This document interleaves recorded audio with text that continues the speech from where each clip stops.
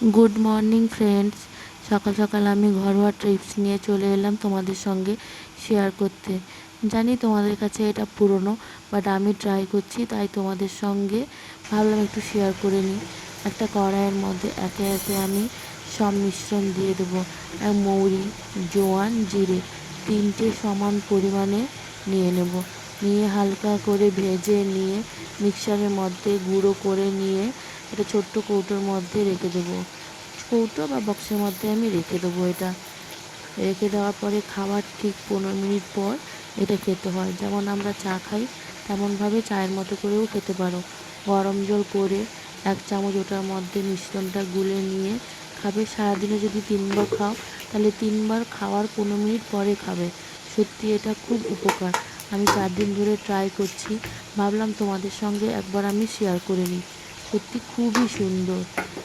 তোমরা একবার হলেও আমার কথাটা বিশ্বাস করে একবার ট্রাই করতে পারো। জিনিসটা খুবই ভালো। আমি ট্রাই করেছি, তাই তোমাদের সঙ্গে শেয়ার করতে চলে এলাম। আমি তো খাবার তিনবার তিনবার খাচ্ছি, 3বার খাওয়ার পর আমি খাচ্ছি। আমি তো উপকার পেয়েছি, তাই তোমাদের সঙ্গে শেয়ার করতে চলে এসেছি। জিনিসটা ভালো লাগলে অবশ্যই আমাকে জানাবে, খারাপ লাগলেও অবশ্যই জানাবে। এটা কিন্তু খেতে কিন্তু খুব একটা খারাপ না, মোটামুটি ভালো। তোমরা একবার হলেও ট্রাই করে দেখতে পারো। সত্যি খুবই ভালো। একবার হলেও ট্রাই করো।